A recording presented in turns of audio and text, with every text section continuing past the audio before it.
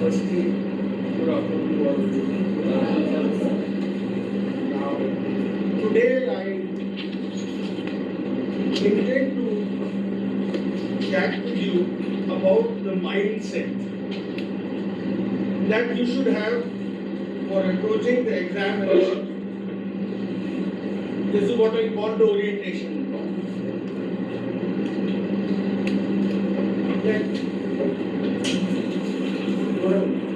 Noise.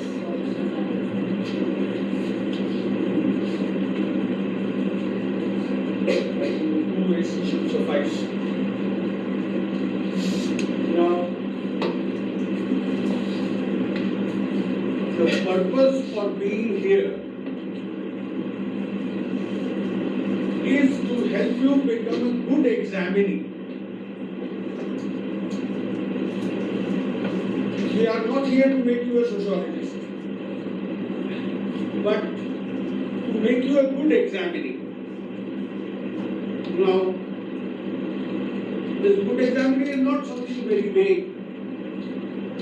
In concrete terms, it means 300 plus, rather 320 plus marks in sociology and ethics. Only then you will get a job of your choice or the service of your choice. Now, this is not a very, you can say, utopian goal. It is not only possible, it is absolutely feasible that you can score 320. That should be your target. Now, as I said, it's not very utopian, but it is not automatic also that you attend the lectures here and then go and write the exam and you are there with 320. It is not that easy either. So this is what I am going to discuss with you. That how should you approach the exam so that you get this target? And for this, what all should you read?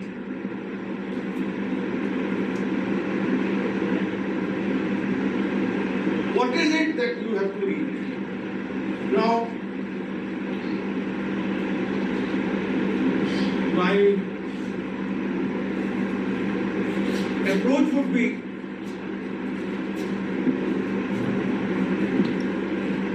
such that I would not like you to read too much. But it should be enough that you get your 5 questions in both the papers. So, what are the prerequisites for this target?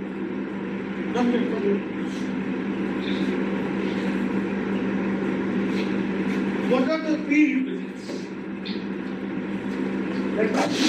What would you have to do?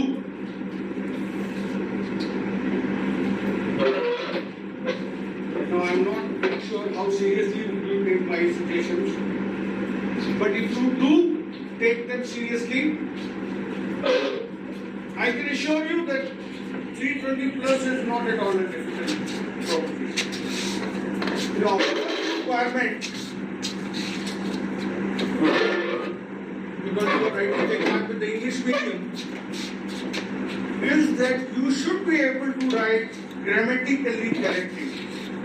Simple, grammatically correctly, in simple short sentences.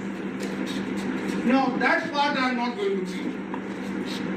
That part I will help you with only when you come to write tests. I will tell you how to frame your sentences so that it looks elegant. But otherwise, in the class lectures, we will not be discussing this part. I take it for granted that you are already capable of doing it. Now,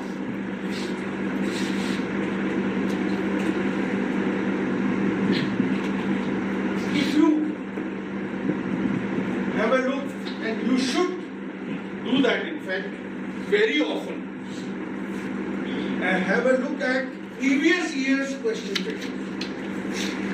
repeatedly look at previous year's question papers so that you get a feel of what is the kind of problem you are going to handle.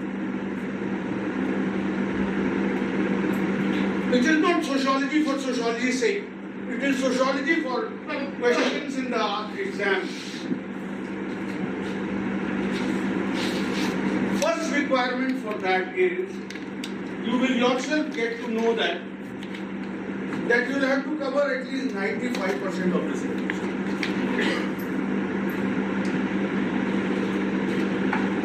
Now, with the new pattern which is there for last 4 or 5 years, they ask you about 19 questions to be written. They call it 5.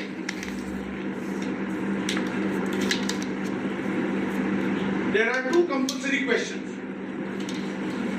Each one has 5 parts.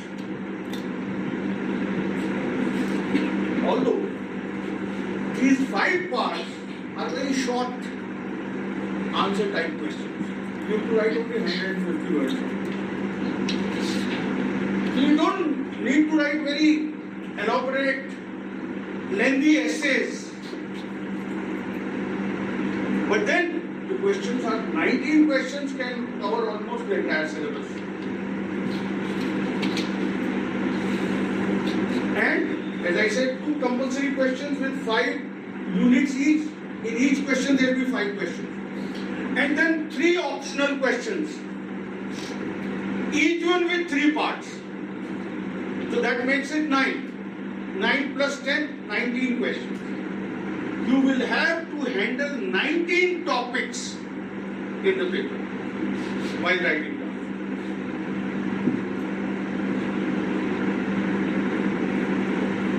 Now, by asking you 19 questions,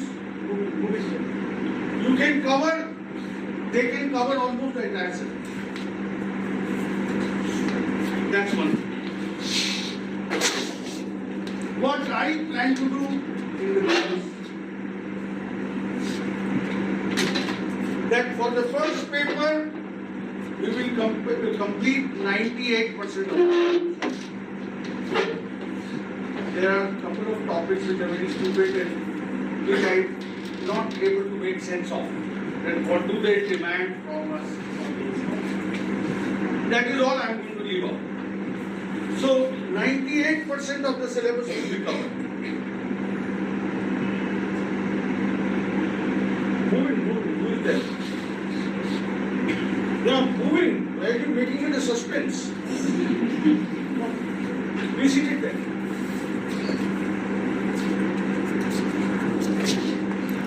So we will cover 98% of the syllabus in the class. And for the second paper, I shall cover 95% of the syllabus in the class. But there is a problem in the second paper that we are on the receiving end. We can't do anything about it. UPSC cracks a practical joke on us. 1 or 2 questions they ask out of the syllabus, which is in no way connected with the syllabus.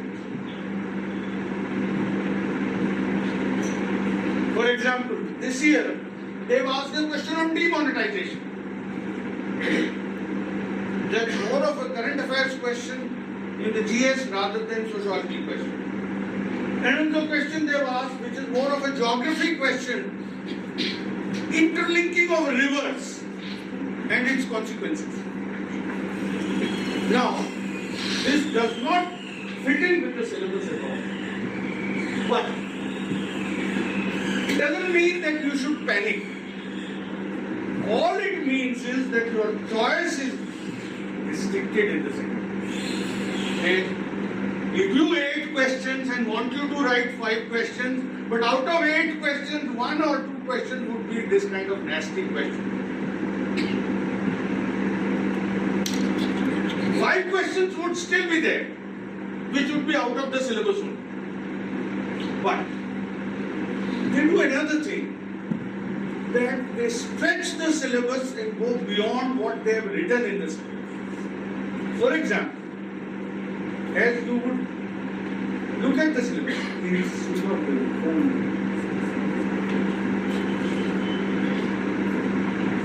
that as you would look at the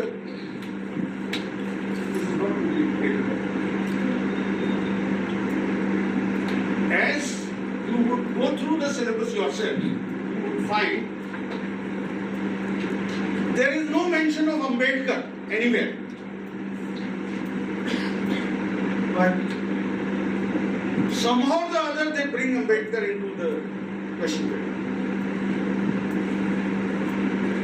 Only thing is, we can still connect this with the syllabus by stretching the syllabus a little, because there are topics on untouchability, there are topics on caste system, so there Ambedkar can be connected. So there are few topics of this kind which are not in the syllabus.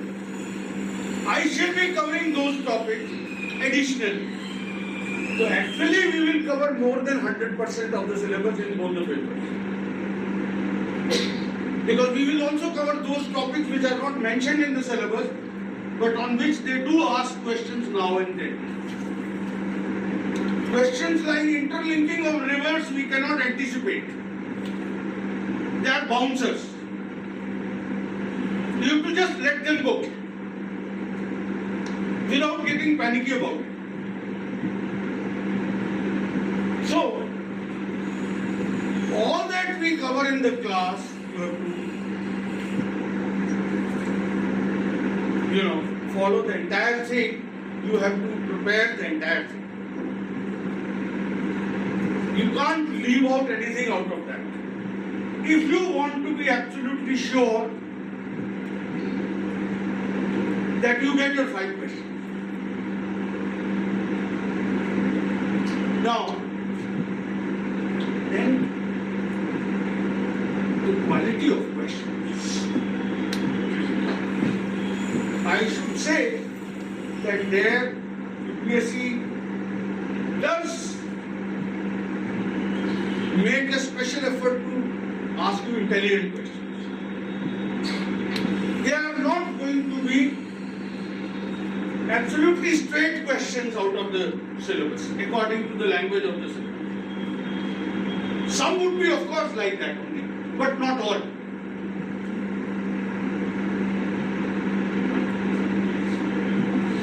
They would be based on the topic in the syllabus, but in a twisted manner.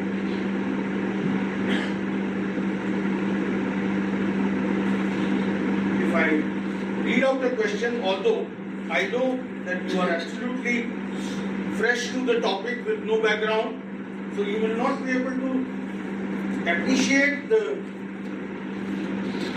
question much, but still you get just a feel.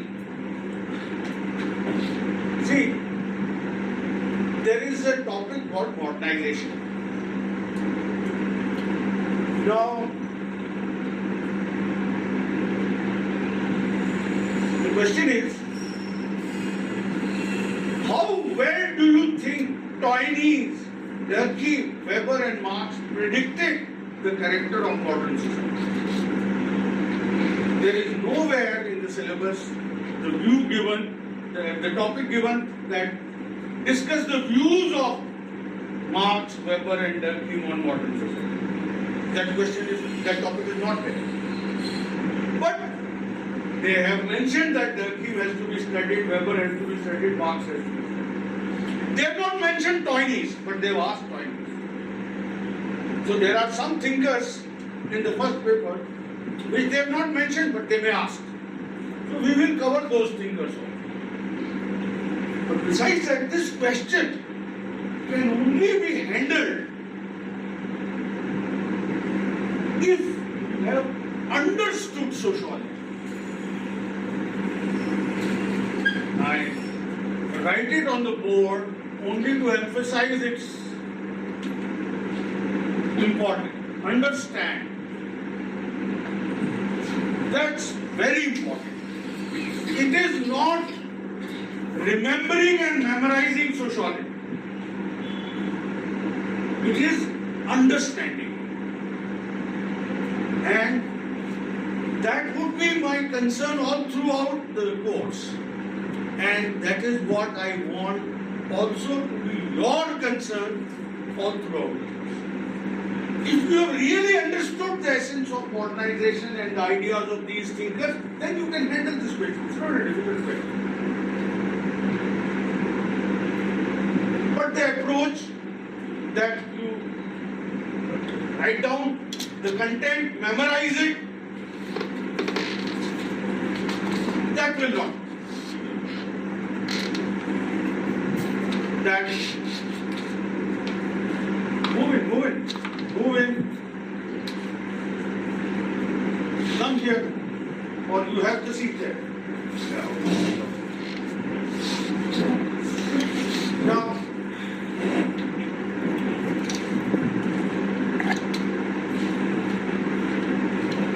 understanding the ideas is very important. That's the point I make. And that is why I would request that whatever we discuss in the class, you should make sure that you understand. Every day, last half an hour, I shall keep only to clarify your doubts.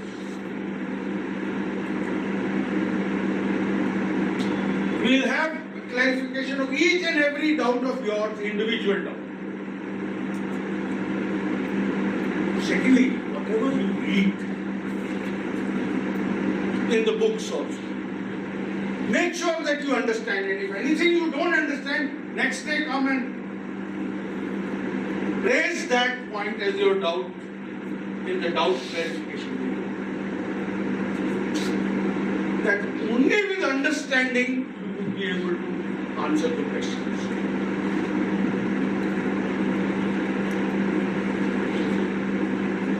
Then another approach which I have seen people generally follow. What they do is they apply what I call Lord Hanuman technology. You know the myth that Lord Hanuman was asked to fetch a particular herb when Lakshman fainted in the battle. Now Lord Hanuman did not have knowledge. He couldn't figure out where is that herb, but he has muscles. So he lifted the mountain. That solution doesn't work here. That is what students do. You know, when I give them the test, this is what I get to see. Instead of understanding, they memorize the whole thing. And they write down everything that they know, which will obviously include the relevant things, but a lot of garbage also. Anything that is not relevant to the question is garbage. So you throw a lot of garbage in your answer sheet. And the examiner believes in such mark. So he will not tolerate that garbage and you will lose marks. You have to write absolutely relevantly. Sociology is not a virtue, it is a necessity. Virtue is something which is good for its own sake. But necessity is like antibiotics. You take only to the extent it is needed. If you overdo it, you suffer. So don't write irrelevant sociology in the answers. You have to write absolutely relevant answers, and that is why they have defined the word limit of the answer.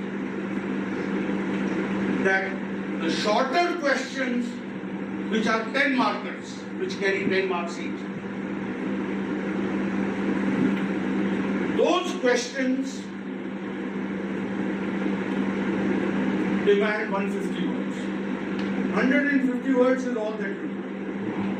And if you try to write more, you will be losing not only for writing more, but also by not being able to complete the question paper. So So you have to just write relevantly and briefly. And the longer questions, which are 20 markers, you should not write more than 300 words.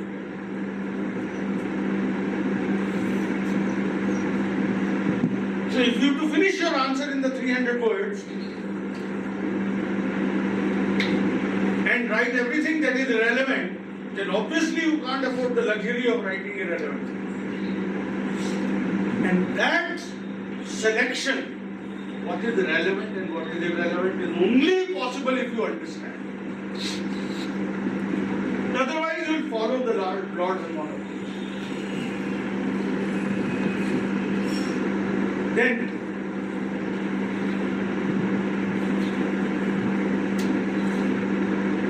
each question is a specific question.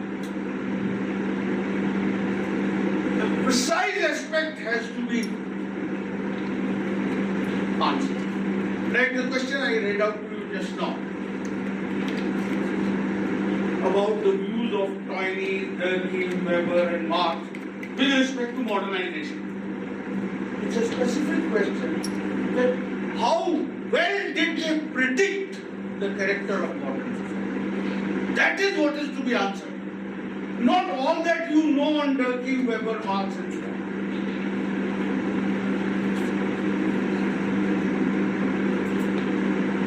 So, the sociology that you have is only the raw material which has to be molded as per the demand of the question. You will get marks if you talk about how well they predict. And if you talk about that, talk relevantly and in a simple, grammatically correct language, then 60% is not a big deal. UPSC does give marks in sociology the way they give marks in physics and mathematics. You are not at a disadvantage. The problem lies with the inability to understand and inability to select and write relevantly. Now, you have to constantly practice how to organize your ideas as per the demand of the question, so that you develop this habit. The reason is that those who study humanities in the university, they are not oriented for this kind of input. In the university, you are rewarded on the basis of the bulk that you produce in the answer. Secondly, you are all engineers and science background people. There, you have an advantage that you do not have much garbage to write. It's a fact. We have been teaching since 1981. Not even in 1 year, MA Sociology student topped among my students. Highest marks were never attained by MA Sociology in sociology. Non-sociology people tend to score more than sociology because sociology students carry a lot of extra useless burden on their head. They know too much of sociology without proper understanding. So they tend to write down everything that they know and so lose out. Now,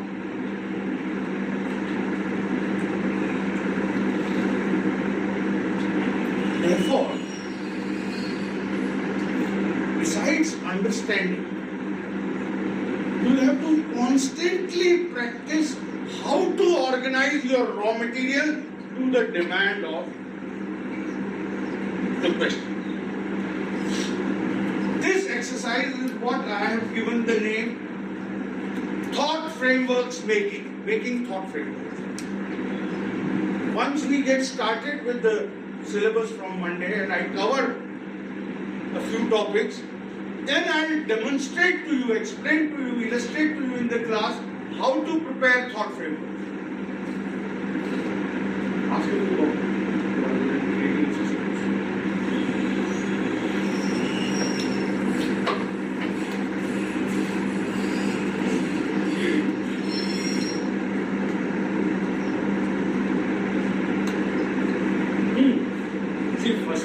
come late. Secondly, you are so scared of entering the classroom. Don't be scared. Be on time from in future. Very close to the way.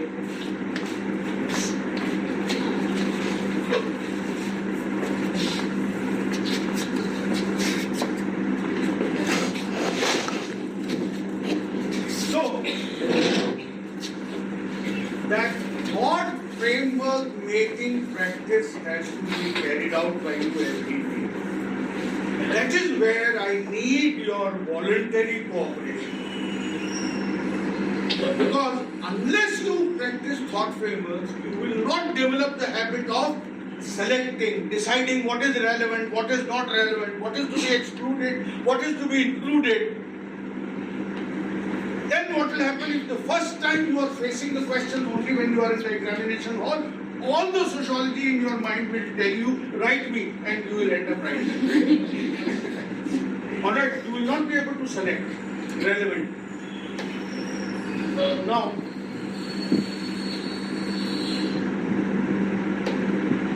every day I expect that you spend half an hour or not even half an hour, 15 minutes religiously taking up a question from the previous year, thinking about it, and then organizing your content according to the demand of the question.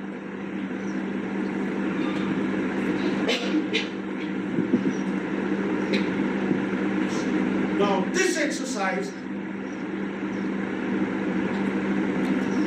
would immensely improve your performance. Firstly, it will remove that fear of the exam. You would have handled almost every question which is there in the previous year's question booklet. That will give you a lot of confidence. Secondly, it is while doing this exercise of thought framework making, you will also have an opportunity to think of contemporary examples, illustration. If you look at the previous year's questions, almost every question says, illustrate your answer. Give an example. Suddenly examples will not surface in your mind in the examination hall if you have not practiced that earlier. So every day when you spend 15 minutes thinking about only one question a day, think of also examples. Indians from Indian society, from European society, from American society. And these examples you are actually familiar with. Let me tell you, you know more sociology than you think you do. Your reading of the newspaper, reading of current affairs, reading of general studies, history books, all that gives you a lot of information which can be used in your answer in sociology as illustrations, as examples.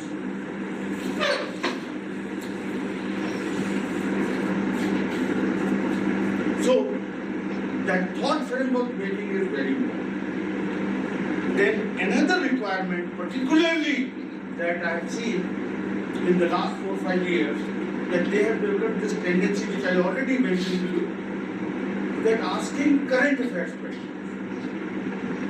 from Indian society. And they ask those questions in both the papers.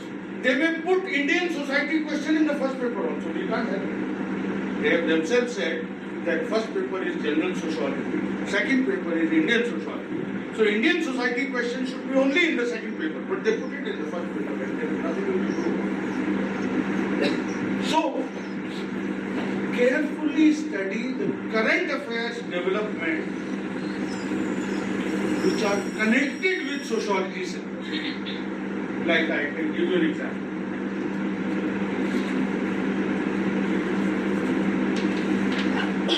There is a topic that is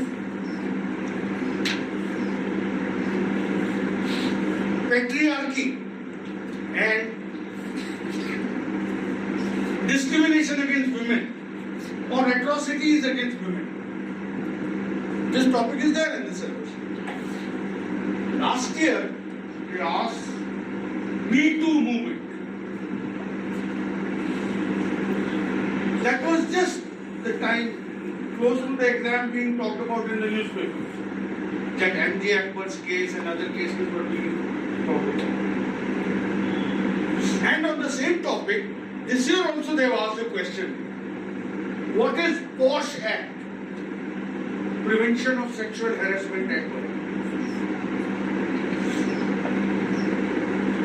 So, these current developments which are related, for example, this year they may ask about that citizenship bill.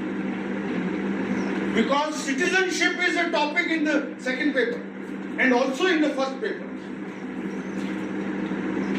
So such kind of developments, which anyway you will be reading and preparing for your general studies, please try to relate them to sociology syllabus. So these current affairs developments have also to be carefully followed.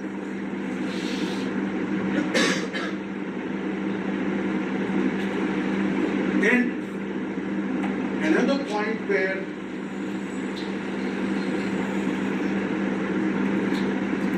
I every time emphasize in my orientation talk, and most of the time I fail.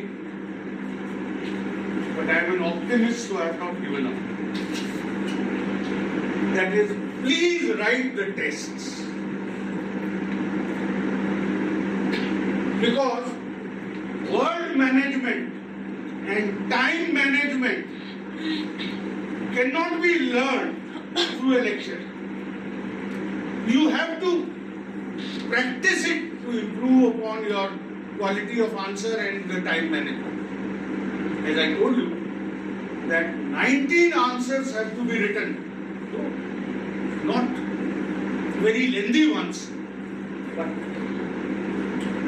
19 times you have to think again about the topic.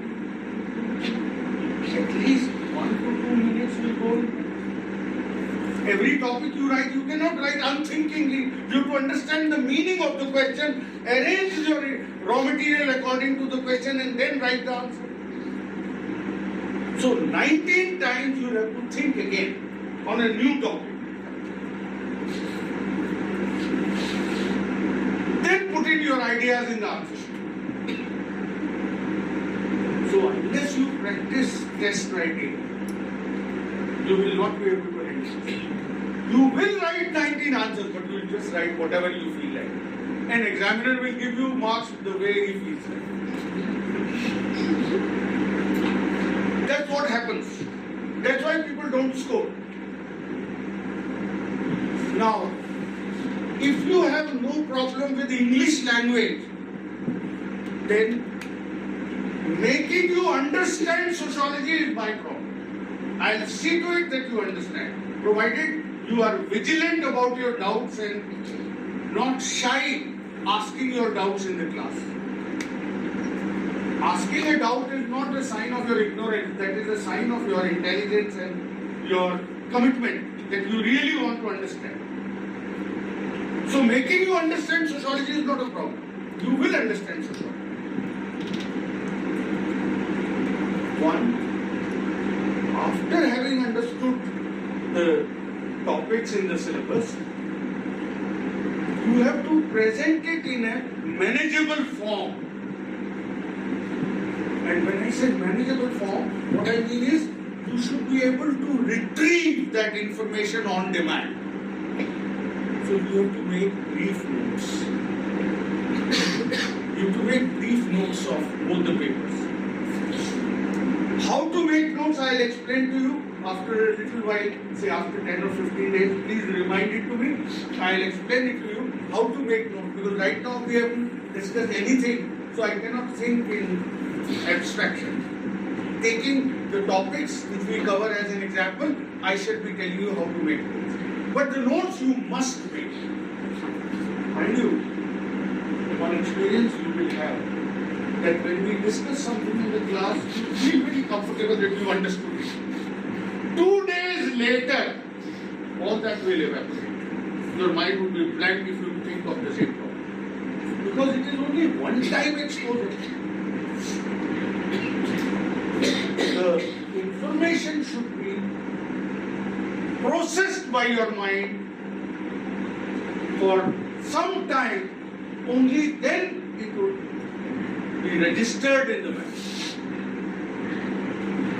So when you make notes, you read, then you think about what you have read, you decide what is irrelevant in what we have read, what is relevant, how to make it brief into points. And while making notes, you also think of examples and illustrations. So you incorporate that also in your notes. When you do all this, the whole thing is processed in your mind and then it remains. Then you are able to remember it for a long time. And second thing, that notes should be so brief that by going through that, you should be able to quickly revise. So when we will have tests, we will have weekly tests. So you will have few topics to prepare. So during that week, you should be able to make your notes. Latest. Ideally, you should start with it once we get started after a fortnight. After 10 or 15 days, you will gain some familiarity with the subject that you can start making your notes.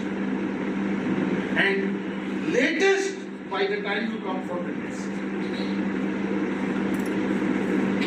And if such notes are there, at the examination time also you will be able to quickly revise it 4 or 5 times, so that all facts remain, very fresh in your mind. Though facts alone are not enough, information sociology is not enough, that has to be molded also, for which I talked about for framework reading. So these are the prerequisites for scoring 320 points. This is what you have to do. If you are ready to put in this effort, you get your 320 and above. Now, test program is a part of this course. Only thing is, because you are all so new to the subject, so I am not holding the test simultaneously. Because it will take time for things to sink in your mind, for you to make notes, and so on. But we will have the test program immediately after the course is finished.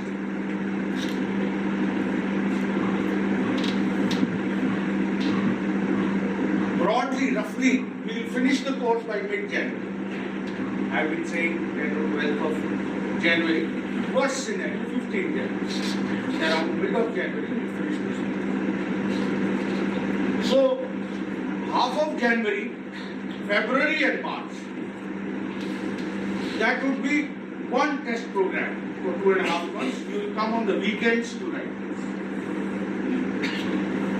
I would suggest that you choose that period for test writing. Though there is another option. Some people panic too much for the prelims. And come February, they don't want to think of the mains at all.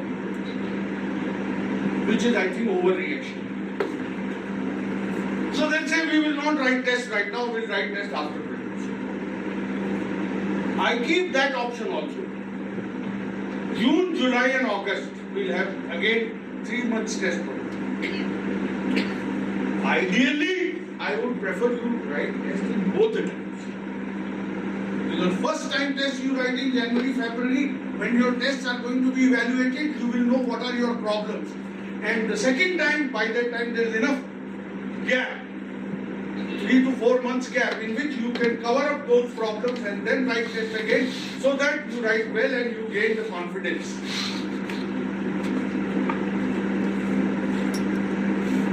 So test writing is an absolutely essential demand of the exam.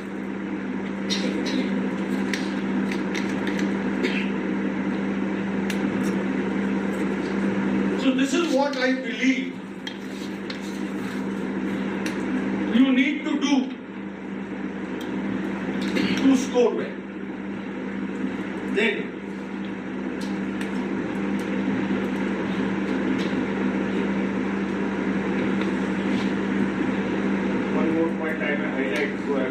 it that when you are preparing thought frameworks, many a times you will find in the UPSC question paper, applicative questions are asked. When they expect you to apply what you have read to practical situation of today's society. They are not very difficult or anything, but they do call for an effort. So you should practice that also. I'll give you an example. There is one sociological thinker which is there in the syllabus, R.K. Merton. He has given a theory of deviance. Deviance means crime. Deviance means things that you do breaking the rules. So in what circumstances people break rules and how? That is what is his theory. In simple language, they asked a question, apply it to traffic problem in Indian cities.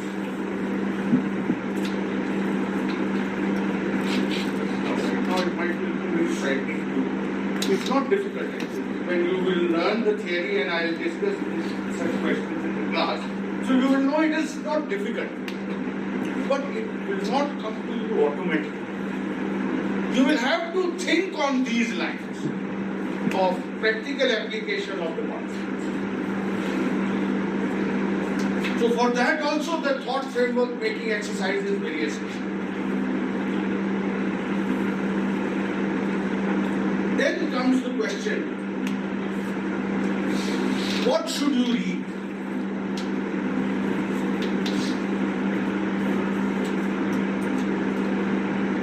So you can write down, I shall take up each topic from the syllabus and I shall tell you what to read for that.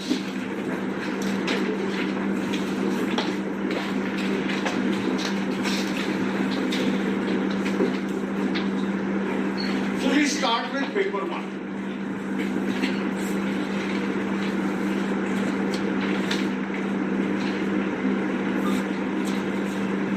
Topic 1 of the paper 1 is Sociology, the discipline.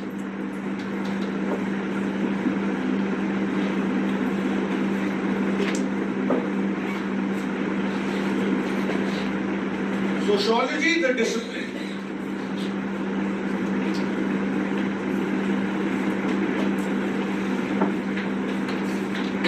Now, there are 3 parts to this topic. Modernity and the emergence of sociology. This means, how did sociology emerge? Second is, relationship of sociology with other social sciences. And the third is, comparison of sociology and common sense.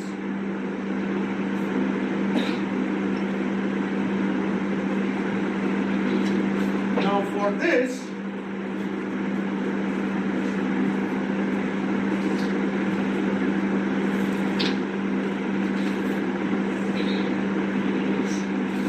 UIS notes, that is the study material that I am going to give you.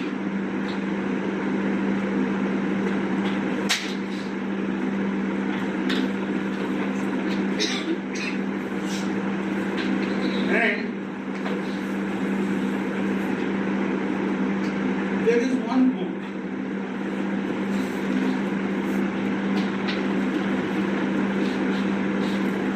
Sociology, a guide to problems and literature.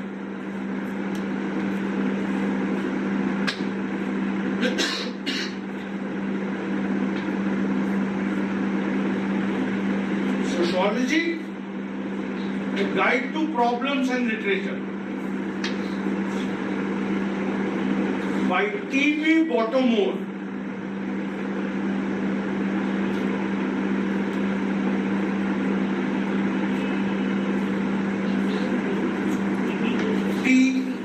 For Bombay.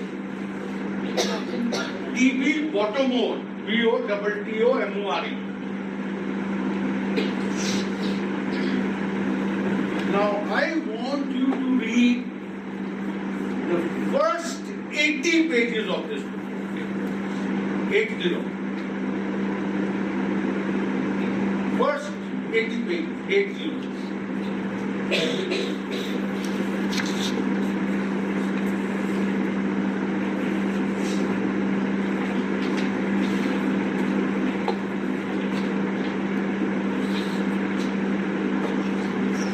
Now, this is the topic I am going to begin with on Monday. The first one. The other two I am not going to take up because the other two topics, though they are mentioned right in the beginning, they demand an overall understanding of the subject. So, if I deliver a lecture on them in the beginning, you will just note it down like a stenographer without understanding.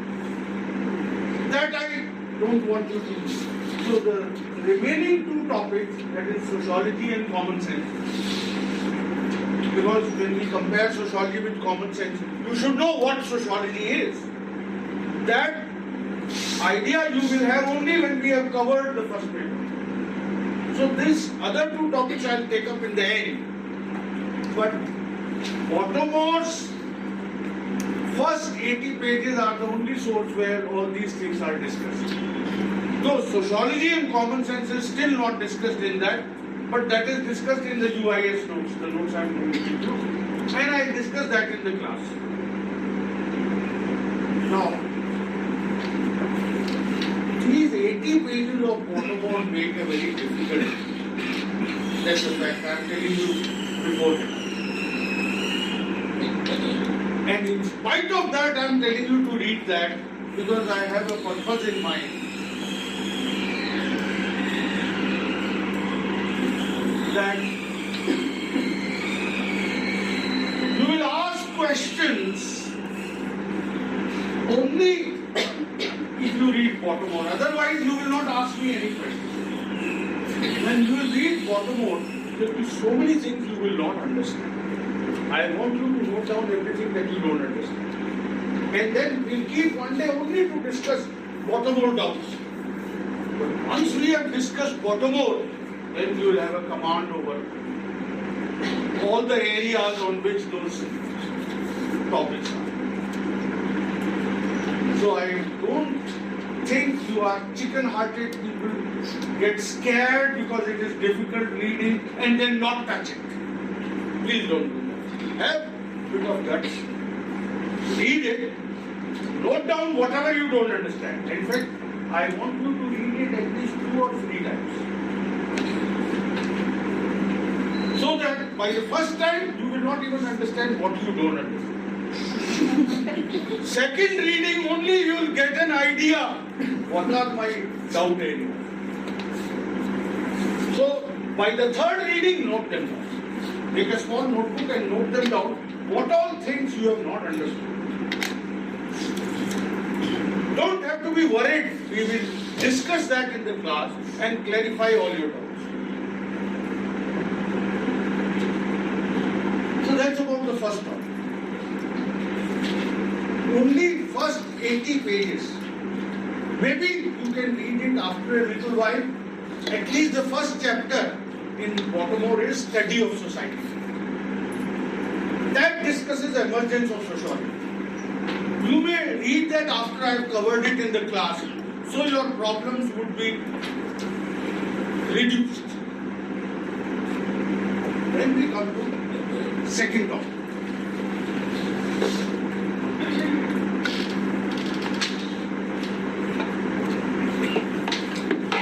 Second topic is sociology as a science. Sociology as a science.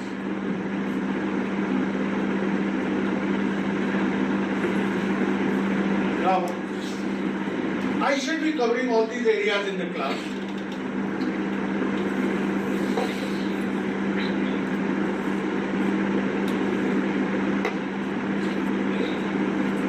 But again, like in the first paper, some topics I am not covering in the beginning, because you will be able to handle and understand them only when you have sufficient familiarity with sociology. So those which you have no problem understanding, that I will cover in the beginning, others I will take up.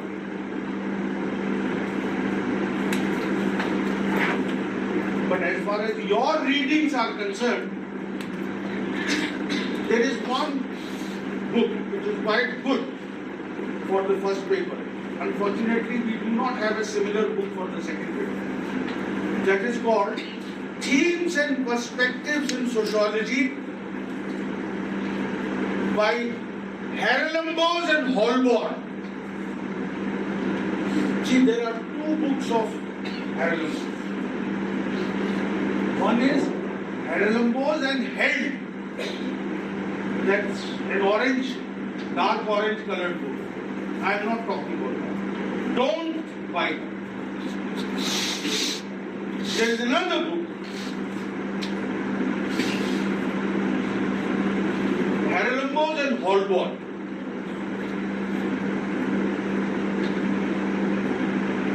That is what I want you to read from.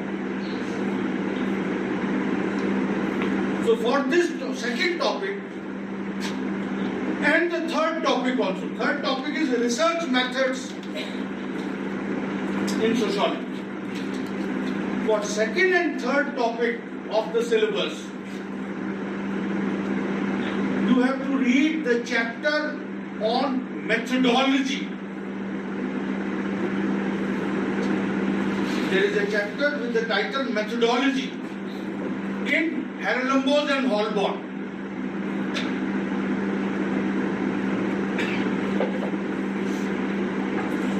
That chapter will cover the topic 2 and topic 3.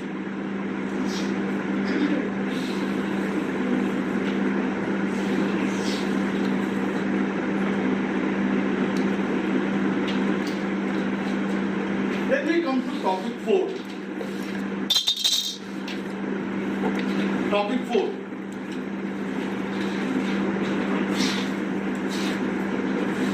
Sociological thinkers.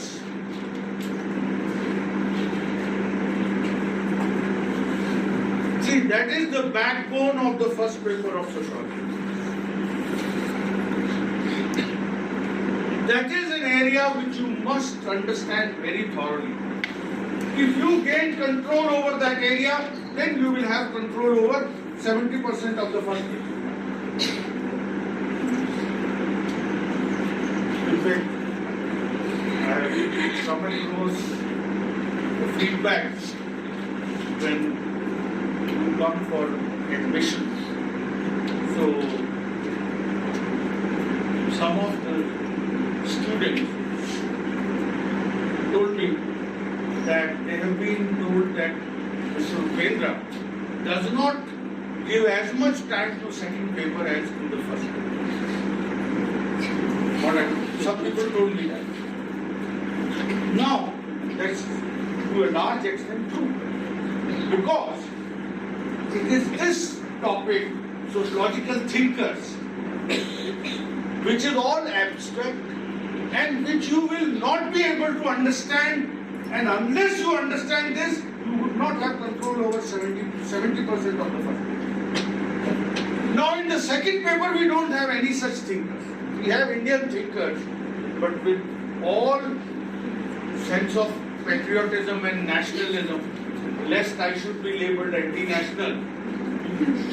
Indian sociologists stand nowhere in comparison to these things. I spent 4 days to handle one thinker in the first paper and 1 day to handle 2 thinkers of Indian sociology in the second. So, it is this topic which takes away the bulk of time. Topic 4, I shall be spending about 20 lectures. So that you have a thorough understanding. And only if you understand these thinkers, you understand rest of the first paper. As far as the readings are concerned,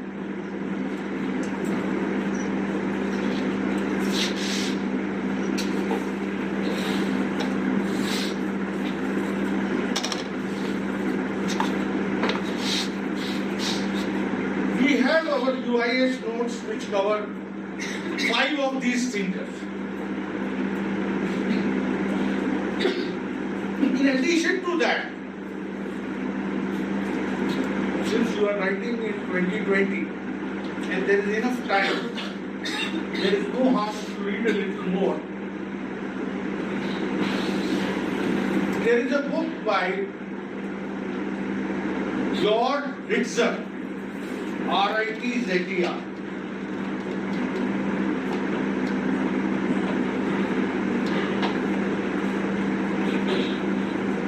George Ritzer. That is among the simplest books on thinkers. So from Ritzer you may read these thinkers.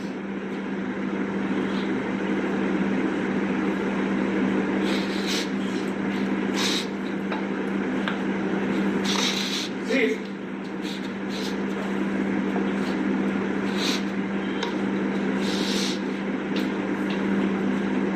the way you should do it is that first listen to the class lecture on the thinker, then read UIS notes on the thinker. After that, go back to previous years UPSC questions on that thinker. Have a look at all the questions and see if there is anything additional in the question which is not covered by the UIS notes. For that, you consult Ritzer.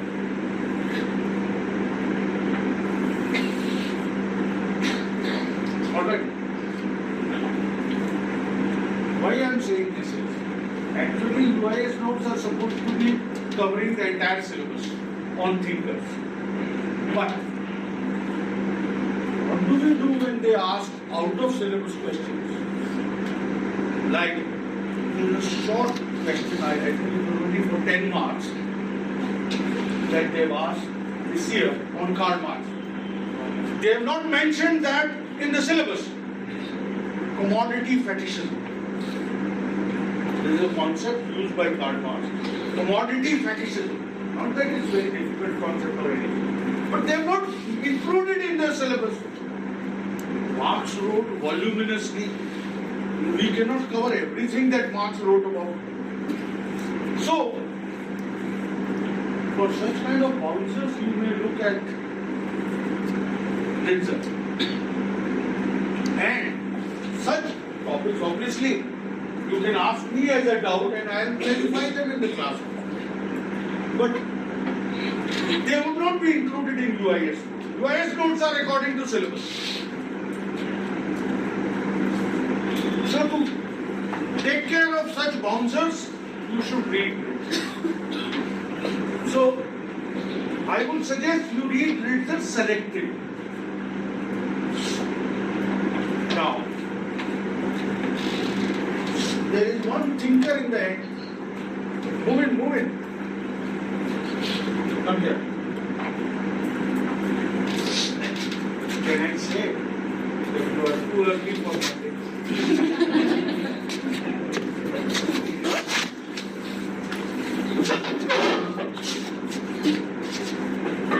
It's so late. No problem. Firstly, I don't mind your late coming at all. But please make it a habit not to be late on other days. Once you have come to the place, now you know where UIS is located, you know what are the timings, so try to avoid getting late. Because it becomes very disturbing when somebody comes in the middle of the lecture. The chain of thoughts in my mind breaks. And then I have to make efforts to pick up the threads again and come to the point. So, what is it? Yeah. The last thinker is there, Mead, George Herbert Mead. For that thinker, you have to consult Ritzer. Class lecture and Ritzer. George Herbert Mead, G.H. Mead.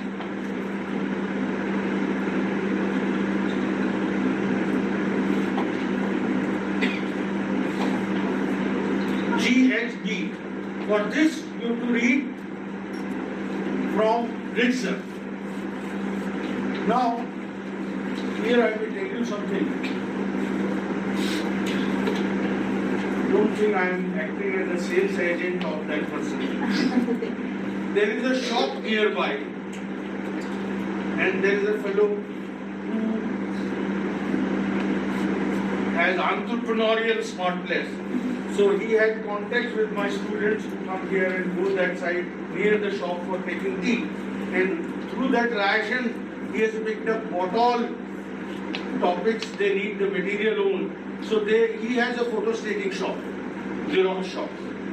So there you will find all these books available in the Xerox form. And like Haralambos and Holborn, if you buy the 8th edition, it would cost you something like, I think 8 or 900 rupees. In the Xerox shop, he will sell it to you for 350 rupees. And in that, he gives you only those areas which we have covered in the class.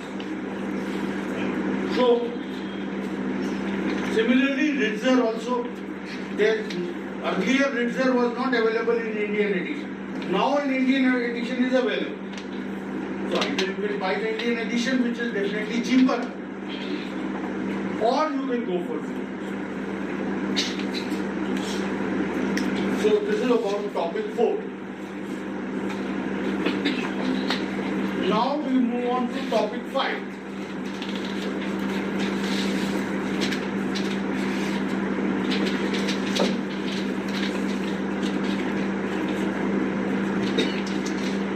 Topic 5 is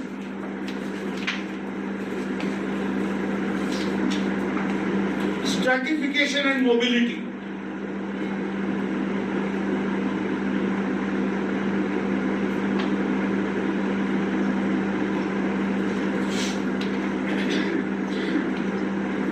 Stratification and mobility. Now, this topic you rely exclusively on Haralambos. But Haralambos talks about too many things under this heading. Not everything is relevant from the syllabus point of view. So you may first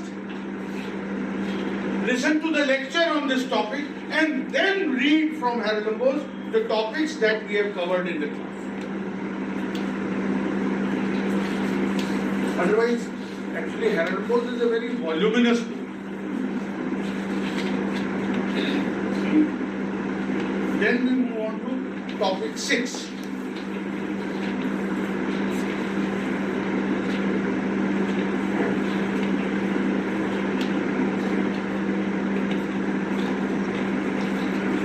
Topic 6.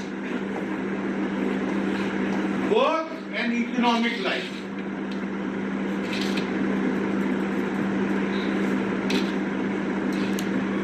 Work and economic life. Now, unfortunately, Haralambos does not talk anything about it. So, for this topic, you will have to be solely dependent on my lectures.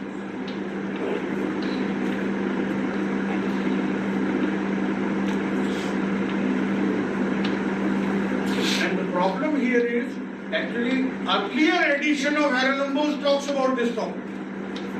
But the latest edition, I don't know, for reason best known to them, they have deleted this from the syllabus, from their book. And even in the earlier edition, they did not cover everything which is included in this topic. Now, this topic also has 3 units, 3 parts. Social organization of work in different types of societies, and formal and informal organization of work. Now these 2 I shall cover in detail in the class. The third one, labor and society. I do not have a precise idea what do they expect us to do. This is the unit which I leave out from the first one. As I told you that I will be covering 98% of the syllabus. This labor and society I shall not. You may also leave it. Then we come to topic 7.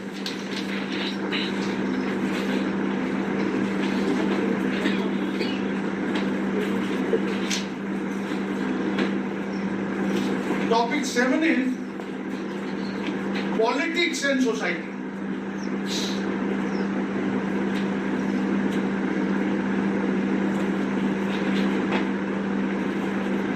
Politics and society. Herrenbosch and class lecture. Although Herrenbosch could not do justice to all parts, but most of the parts are covered in Herrenbosch. In fact, everything is covered, but not everything is covered in a very good way. So, class lecture will compensate you. So, after the class lecture, then you read this topic from the chapter in Herrenbosch.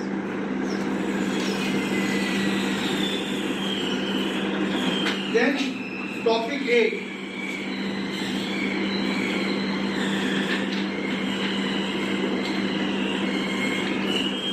Religion and society.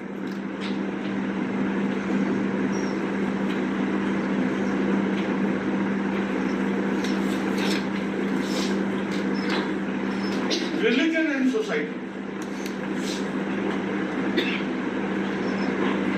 Again, Herrenbosch will cover it.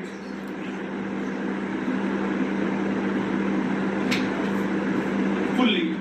So as I said again, he may not do justice to every part. So after the class lecture, you will read it from Herrenbosch. And mind you, when I am saying Herrenbosch, every time I mean Herrenbosch and Holborn only. Then you have topic 9.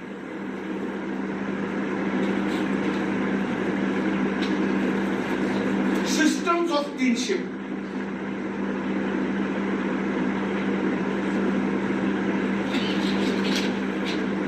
Systems of kinship. Herrenbosch and class lecture.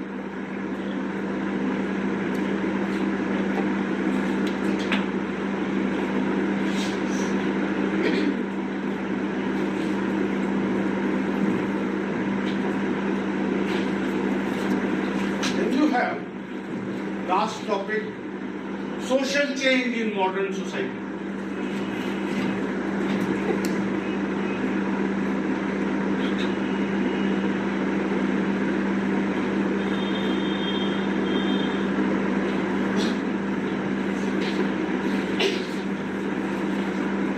Social change in modern society.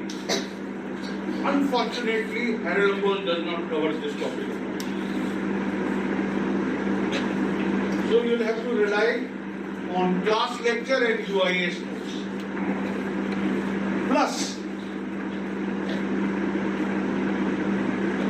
class lecture, UIS notes, plus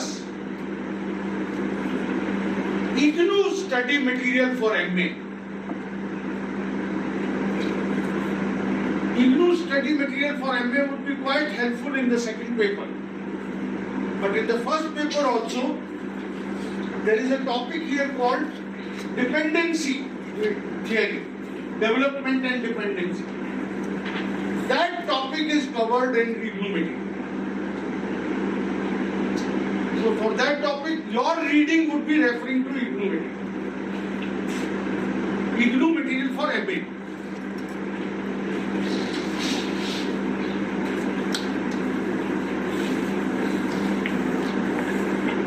So this is about the first one. Now if you have any questions regarding the first paper readings, please tell me. Then we'll take up the second paper readings.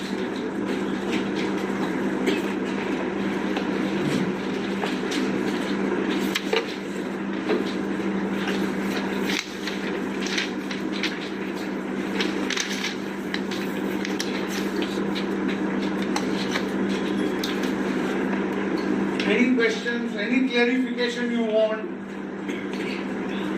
regarding the first paper? Yes, lady.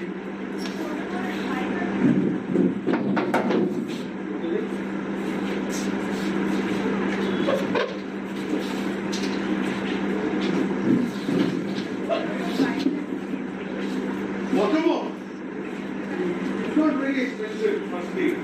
And you will get a Xerox version which is still cheaper. In the Xerox version, he gives you only those parts which are relevant from the syllabus point of view.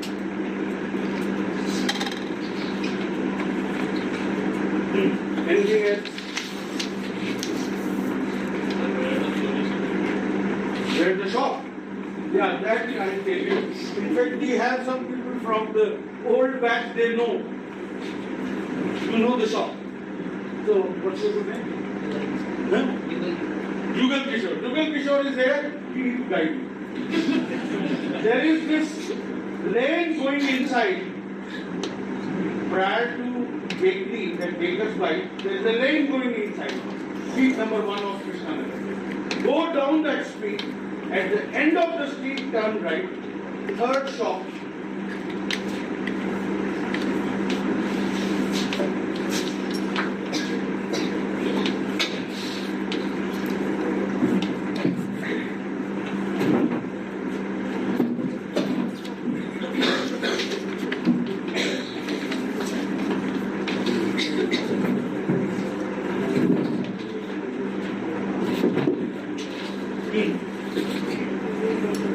Any other question?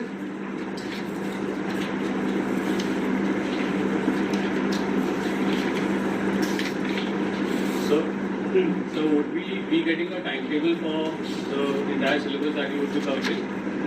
What do you mean by timetable? Rather than like, will we proceed according to the syllabus? No, we'll proceed according to the syllabus, but in not the same sequence as the syllabus. Right. As I told you already, that in the first topic, I should be covering emergence of sociology to begin with. After that, the other two topics we are not taking up immediately. That I'll take up when you become familiar with the entire first paper. Then in the second topic also, I'll take up some topics in the beginning, others when you become more familiar. Because it talks about various approaches. Now you have no idea about the approaches. Only after we have done the thinkers, you will get a feel about the approaches, you will have an idea what are the various approaches. So then we will come back. So that sequence which we are going to follow, that I am going to tell you in advance, maybe today itself. Got it?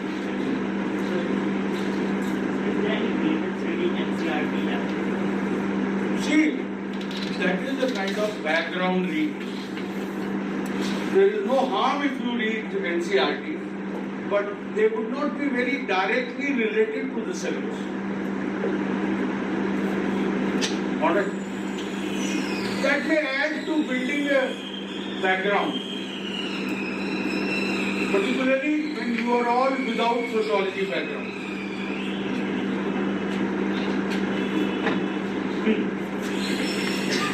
I don't think except Ananya and there is anybody else who has studied sociology in the college. You also. Oh, all right.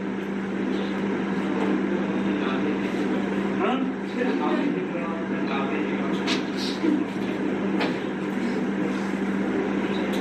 Did I hurt your sentiment?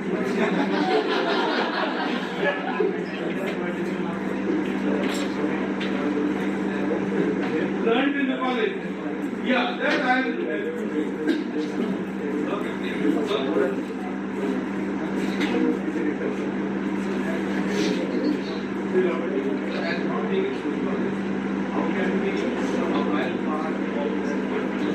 once you don't have to be a sociologist like that. Because they are not such difficult applications that they are asking.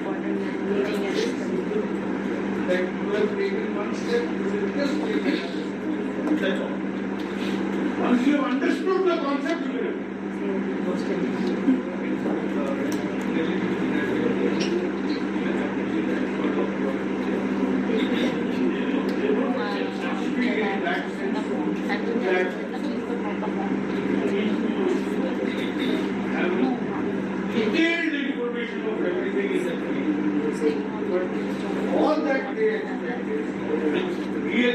clearly understood.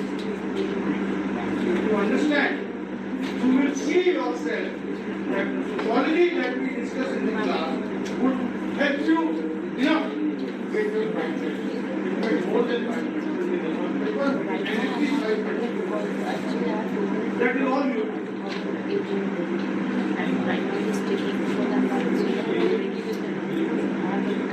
BA IGNOU material is okay, but it is too elementary. Many of the topics are not so.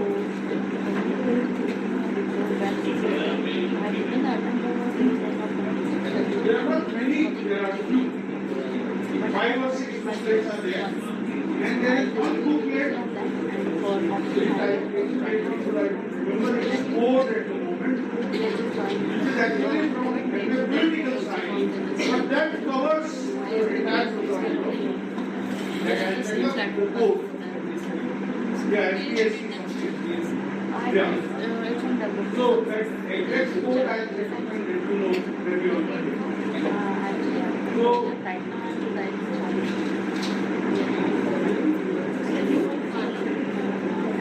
you can get that in Xerox.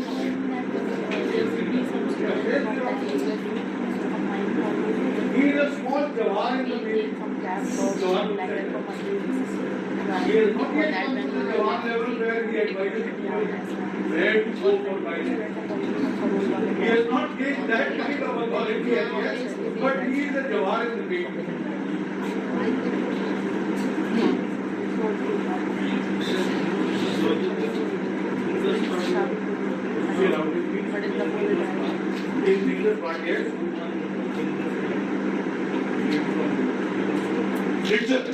Mead, George Herbert Mead. Actually, he is the simplest of all the thinkers. He is the only thinker that I finish in one day. All other thinkers I spend 4 days. But Mead doesn't have much to say. In fact, the remarkable thing is he never wrote anything in his life. He only taught. His students took down the class notes and then compiled them into a book which they attributed to him. So he doesn't have much to say. Very simple.